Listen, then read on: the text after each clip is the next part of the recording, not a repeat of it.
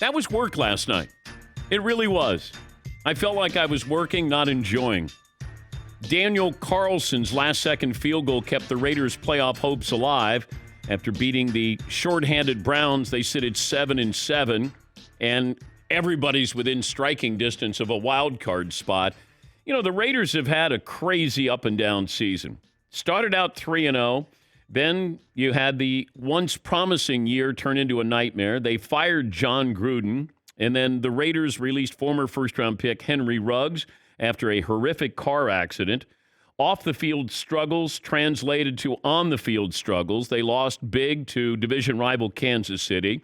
They dropped winnable games versus the Bears and the Giants.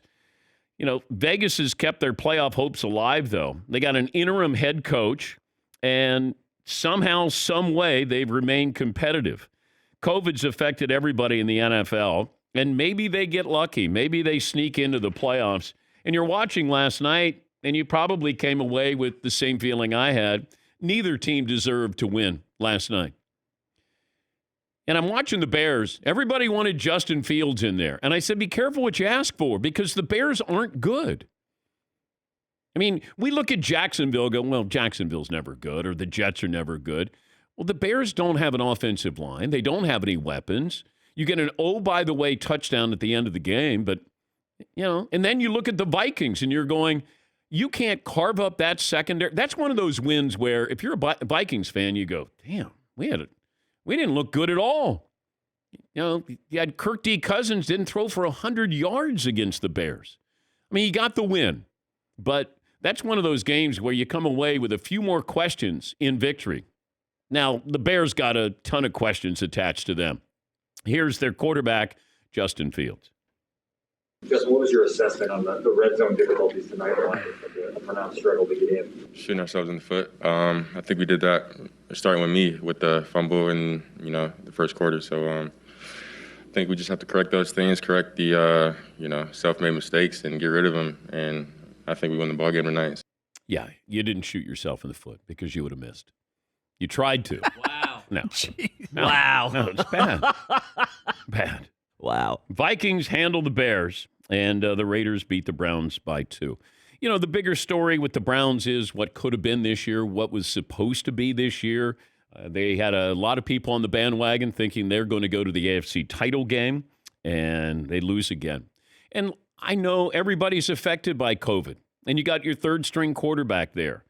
But look, you're at home. You needed 3 yards for a first down. You get the first down, you're in first place in your division. Now you're the 12th seed.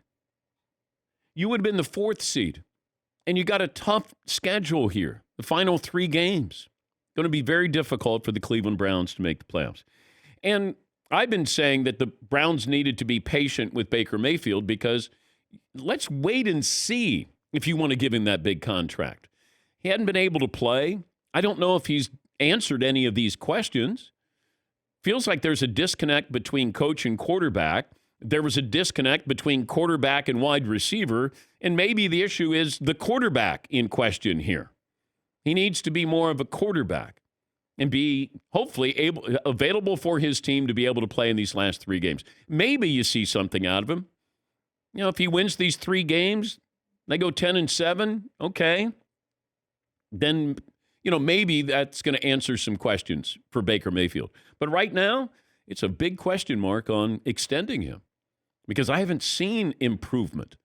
Now, he's played hurt. COVID sidelined him. I understand all of those things. But when he has been in there, I just don't see it as a franchise quarterback. I love watching Nick Chubb. You got some defensive players who should make an impact, Myles Garrett, but this is going to be a team that's going to be on the sidelines come playoff time. And when healthy, they have as much talent as anybody in the NFL. Seahawks, their playoff hopes on the line tonight at the Rams. Washington and the Eagles, they're both involved in the wild card chase, is just about everybody here.